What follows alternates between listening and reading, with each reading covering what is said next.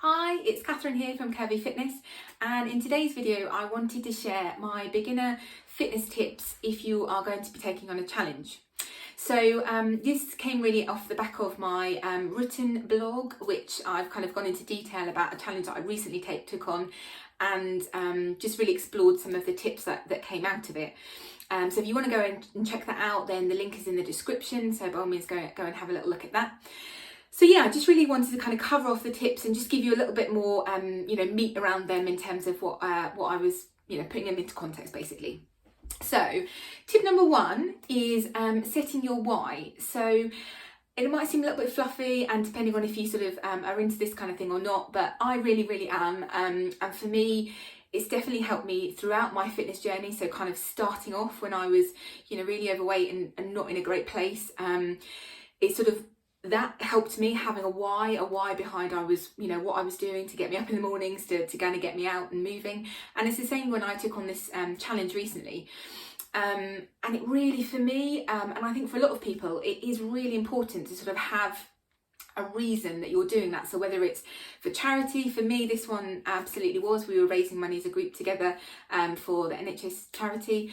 It doesn't have to be that. It could just be something personal to you. It could be, that you want to do your first pull-up, or you want to be able to do your first mile running, or you want to be able to do a squat, whatever it is, however big, small, it doesn't matter. It's your motivation, it's personal to you. So write it down, put it in your phone, put it in your head, just have that there with you as sort of armour for those days when you're feeling a bit wobbly and you're feeling a bit of lack of motivation, to have that in there just to say, no, this is what I'm doing, this is the reason that I'm doing it.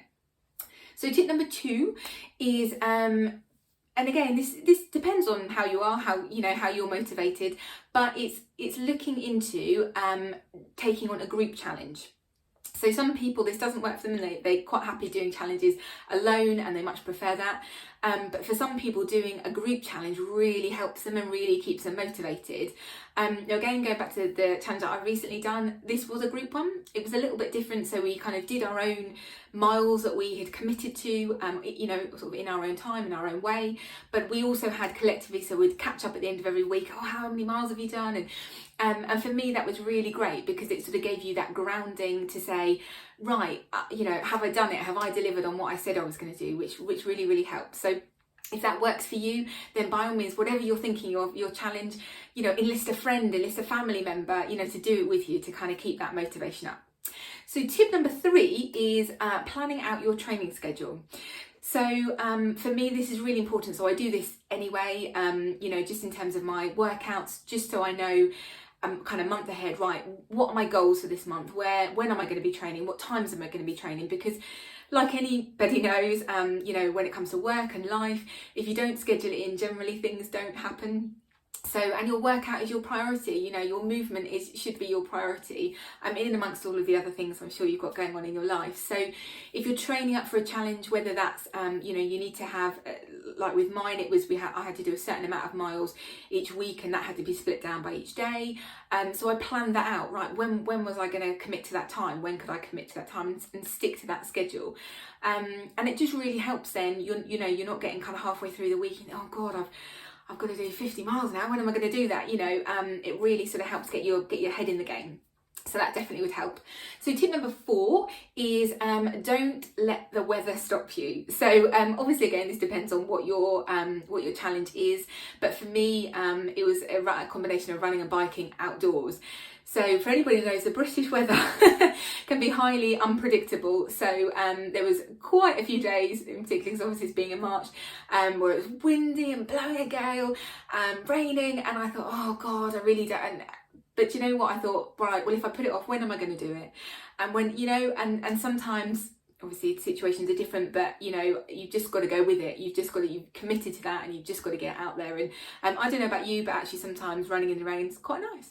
If you're hot, which I'm a sweater, so actually it's really quite nice to sort of get out there and have a bit of a light shower while you're running. So yeah, obviously if you're doing an indoors event, you haven't got to worry about that. So one thing I would say, if you think that might be something that's like another barrier to sort of getting in your way, then try and engineer your challenge to be indoors. So something then you can control that environment. You know, you haven't got to worry about that, and from your training perspective as well. Okay, so last tip, and tip number 5, is wear comfortable clothing. So when I mean comfortable and appropriate clothing, obviously depending on the challenge that you're going to be doing, really try and, you know, if it's, say you're going to be running a certain amount, or you're committing to your first 5k or something like that, definitely I've done your practice runs in the clothes you're going to run on that day, so you make sure there's no nasty chafing, you know, or anything like that. And also, just so you're comfortable, you know, depending on what you're doing, if it's going to be a challenge for you, the last thing you want to do is be worrying about, oh God, am I, you know, not comfortable, or my trousers are falling down, or whatever, you know. And actually, I go into this a little bit in the blog post. I had some interesting things with my I had a new pair of running trousers that I wore one of my runs, which not a great idea. So I'll be listening to my own advice next time on that one. So yeah, it's just whatever you can do to make yourself more comfortable, you know, to get yourself out there and to achieve your goals. So I hope these beginner fitness challenge tips have helped. It'd be really great to hear any advice that you've got, or any thoughts that you've got on things that you have done. So leave a comment if there's anything that you'd like to ping across to me. And yeah, it'd be great to hear from you and connect on all the usual places. Instagram, we're everywhere. So yeah, and I will catch up with you soon in my next video.